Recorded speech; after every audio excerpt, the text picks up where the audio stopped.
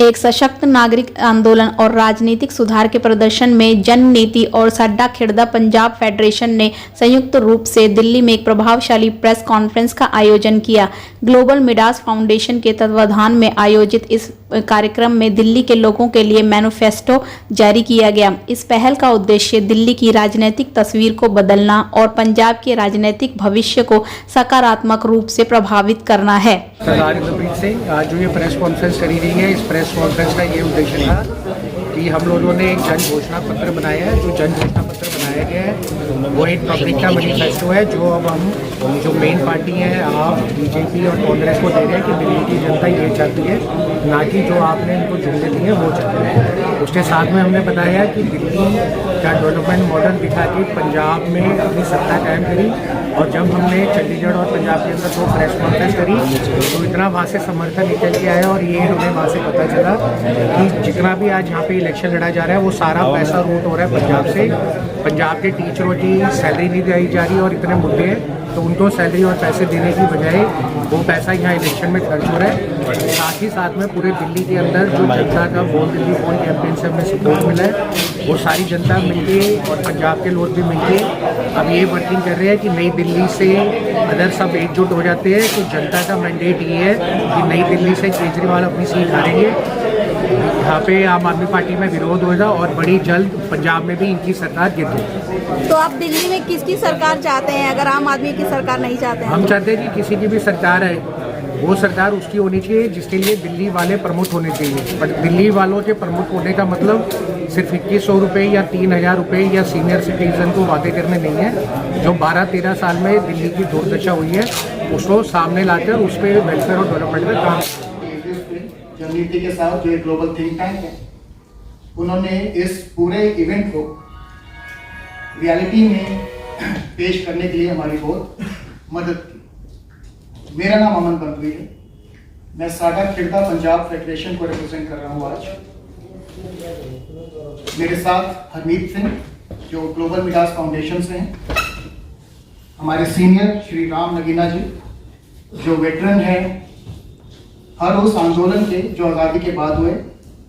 मेरे साथ सरदार इंद्रप्रीत सिंह और उनके साथ अभिषेक, ये दोनों जन आंदोलन और जो आपने आज जिसको हम अनवील कर रहे हैं, रिलीज कर रहे हैं, दिल्ली पीपल्स मैनिफेस्टो, दिल्ली जन घोषणा पत्र, उसके ये सूत्रधार हैं, कन्वीनर हैं और कर्ता है। और मेरे साथ डॉक्टर मुकार मित्तल जो कि people's manifesto citizens participation in governance के एक बहुत व्यापक और ट्रस्टेड नाम है काफी से। मैं ज्यादा समय मुझे श्री राम मनोहर लोहिया जी की एक पंक्ति याद आती है, जब सड़कें खामोश हो जाएं तो संसद आवारा हो जाती है। इसका मूल तंत्र ये है कि हम लोग जब भी अपनी आवाज उठाएं हमें उस लैंग्वेज में बात करनी चाहिए जो कि पॉलिटिकल इस्टेब्लिशमेंट को समझ आए। इसको एक्सपैंड करने के लिए मेरे साथी जो ग्लोबल मिडास फाउंडेशन से हैं आपको कुछ इसकी हिस्ट्री देंगे। मैं पंजाब के कॉन्टेक्स्ट में इतना कहूंगा कि आज हमारे सिटीजन सिविक ऑर्गेनाइजेशंस अलग अलग मोर्चे पे बैठे हैं। टीचर्स जो हैं अपनी सैलरी के लिए, अपनी बहाली के लिए मोर्चा संभाले बैठे हैं और किसानों के बारे में हम सब बखूबी जानते हैं वो कब से बैठे हैं और कितना ध्यान सरकार उनकी तरफ दे रही है, ये भी सब जग जाहिर है। अब इससे हमें क्या सीख लेनी चाहिए? हम इसको इस तरह से आज अंडरस्टैंड करते हैं कि जितने भी मोर्चे हैं वो कहीं ना कहीं अपनी आइडियलिस्ट सोच के साथ आगे चल रहे हैं, कुछ गलत काम नहीं कर रहे, वो सब लोगों की आवाज उठा रहे हैं, जागरूक हो रहे हैं और जागरूक कर रहे हैं।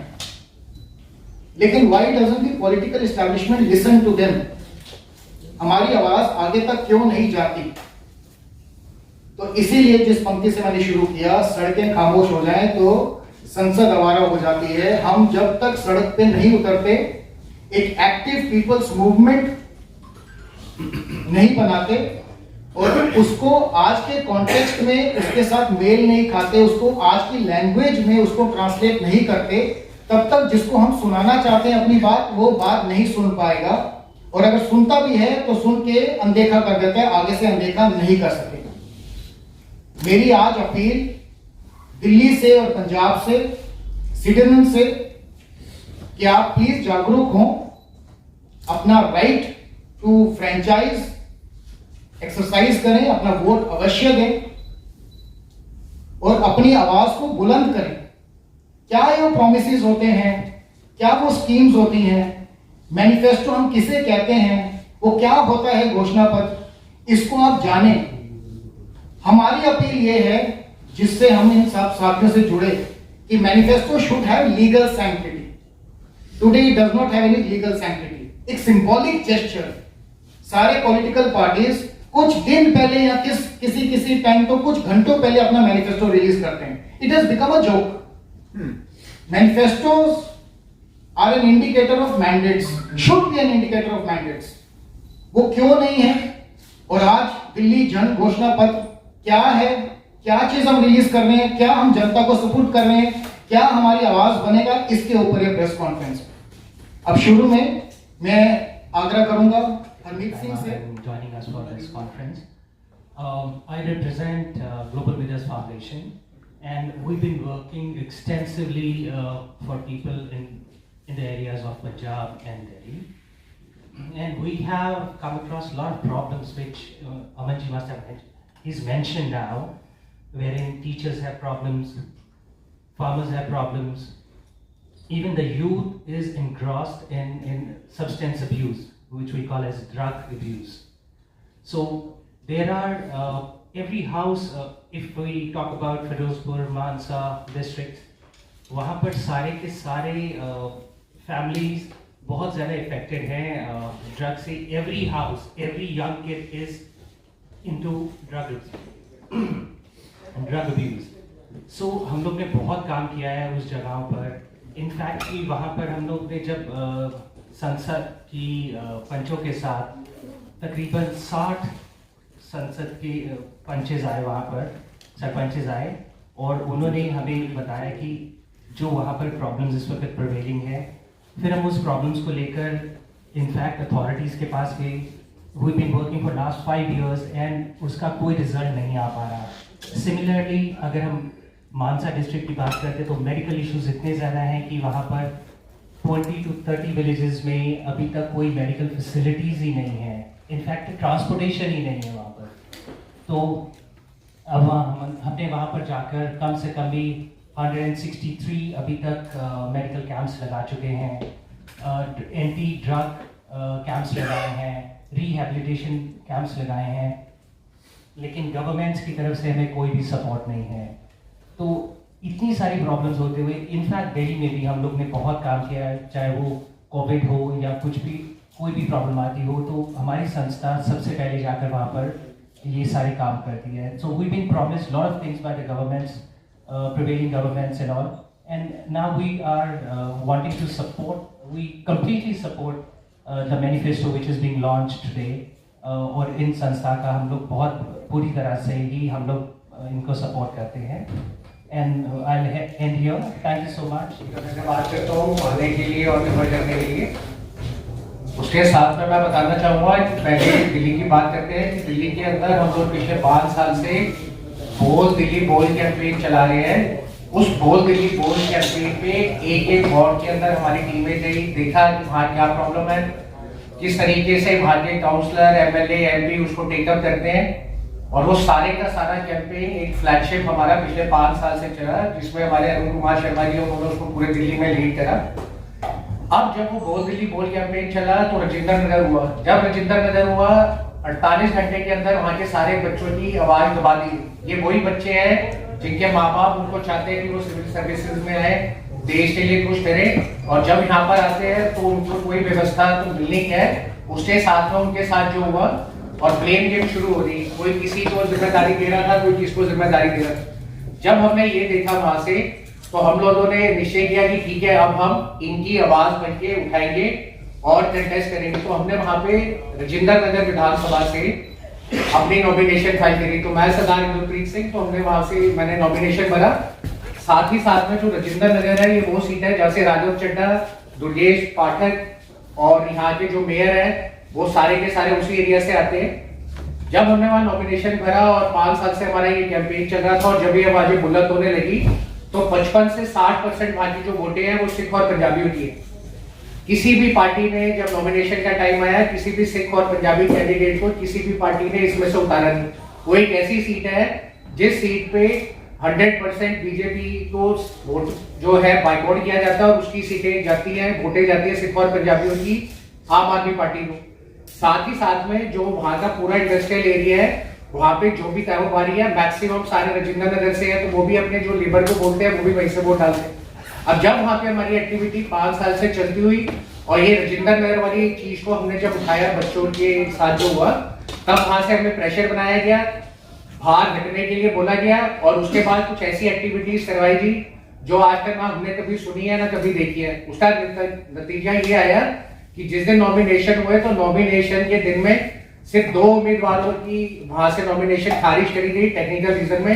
एक में सरदार इंद्रप्रीत सिंह और दूसरा वहां पे जो डरा गया उनका नाम था ध्रुव, वो भी थे और ध्रुव जो है वो भी पंजाबी है। तो सवाल ये है कि आप अगर देखें कि नई दिल्ली की अपनी राजेंद्र नगर विधानसभा से कौन कैंडिडेट है तो एक ही उपाय मिलता है कि अगर यहाँ से आवाज दबा दी जाए सिखों की पंजाबियों की तो वो आवाज पंजाब तक भी नहीं पहुंचेगी। अब इसके केस में हमने पंजाब के अंदर प्रेस कॉन्फ्रेंस करी तो पंजाब से जो बातें निकल के आई वो मैं आपको बताना चाहूंगा, शायद यहाँ के लोगों के लिए पहली बार ऐसा सुना होगा। सारी की सारी जो आज यहाँ की पॉलिटिकल फंडिंग करी जा रही है आम आदमी पार्टी की, वो सारी की सारी फंडिंग का जो सूत्र है वो सिर्फ और सिर्फ पंजाब है। तो पंजाब जो आज डेट क्राइसिस में है वहां वो सैलरी नहीं दे पा रहे, टीचर स्टूडेंट्स एनवायरमेंट मोर्चे पे लगे हुए हैं सैलरियों के लिए और भर से वो पैसा लाके दिल्ली में लगाया जाता है। साथ ही साथ जब हमने वहां पे प्रेस कॉन्फ्रेंस करी तो जितने भी वहां मोर्चे खुले हैं जो भी अमन जी ने बताया वो सारे लोग हमारे साथ जुड़े और उन्होंने बताया कि किस तरीके से वहां पे गवर्नमेंट उनकी बात दबा रही है। अब उसका नतीजा ये है कि उन्हें जब पता चला कि ऐसे कोई दिल्ली से संगठन आया है और ऐसी बातें कर रहा है तो उन्होंने हमें समर्थन दिया और अब इस विधानसभा चुनाव के अंदर नई दिल्ली विधानसभा से अरविंद केजरीवाल हारेंगे बुरी तरीके से। हारने के साथ में आम आदमी पार्टी पे भी यहाँ पे विठल बैठेगा और साथ ही साथ आप इसका डायरेक्ट इंपैक्ट देखेंगे कि डायरेक्ट इंपैक्ट इसका ये आएगा कि पंजाब में भी आम आदमी पार्टी की सरकार गिर जाएगी। तो ये जो जन आंदोलन की एक शुरुआत हुई है जो पंजाब से किया गया उसके पीछे यही निकल के आया कि आज जो दिल्ली का वेलफेयर डेवलपमेंट मॉडल ले जाके पंजाब वालों को दिखाया गया, एनआरआईज को दिखाया गया, यहाँ पे 1+1 की स्कीम चलाई गई और वहां बोला गया कि हम नशे से लड़ाई कर रहे हैं। तो सारी चीजें जो यहाँ की दिखा के वहां पे अपने आप को काबिज किया और उसको रोकने के लिए ये मूवमेंट अब बड़ा अच्छा शेप ले चुकी है। तो इसी चीजों के साथ मैं बताना चाहूंगा कि ये जो अब विधानसभा के चुनाव आ रहे हैं और जो ये पब्लिक मैनिफेस्टो बनाया गया है, हर पार्टी अपनी तरफ से एक ही मैनिफेस्टो दे रही है कि आज लेडीज के लिए क्या सुविधा है, उसके साथ में सीनियर सिटीजन के लिए क्या सुविधा है। तो जो इन्होंने 18,000 रुपए की अनाउंसमेंट करी कि मंदिर के पुजारियों को और ग्रंथी साहिबानों को 18,000 दिया जाएगा, तो anti Sikh anti Punjabi stand इनका क्या है ये यहीं से पता चलता है, जो इन्होंने राजेंद्र नगर में किया और जो ये पूरे पंजाब में कर रहे हैं। और जिस दिन ये अनाउंसमेंट इन्होंने 18,000 रुपए की करी, नई दिल्ली विधानसभा के अंदर हम लोगों ने एक कार्यक्रम करा गया जहां पुजारी थे और उसी पुजारियों की संसद के बाद और उसी धर्म संवाद के बाद इमीडिएटली ये अनाउंसमेंट आ गई। तो ये कहना है कि जो भी ये जुमले दिए जा रहे हैं इन जुमलों के नीचे कोई तंत्र नहीं है और 13 साल का वेलफेयर और डेवलपमेंट कहीं पर भी नहीं है। और इस बार नई दिल्ली विधानसभा से केजरीवाल का हारना, दिल्ली को नया एक प्लेटफॉर्म देना और पंजाब के अंदर भी आने वाले सालों में पंजाब को बचाना, ये रिजल्ट इस विधानसभा में आपके सामने बड़ी जल्द है। Thank you. और सेंटर केजरीवाल जी को दोषी बताता है और कांग्रेस पार्टी जो है वो दोनों को दोषी बताती है, लेकिन दोषी वास्तव में तीनों हैं, क्योंकि ये वे केजरीवाल जी हैं जिन्होंने तीनों के साथ समझौता किया, दोनों के साथ समझौता किया। वो जब उनका मौका आया तो उन्होंने कांग्रेस से माफी मांगी और जब मौका आया तो बीजेपी की गोद में जाके बैठ गए और बीजेपी से समझौता किया।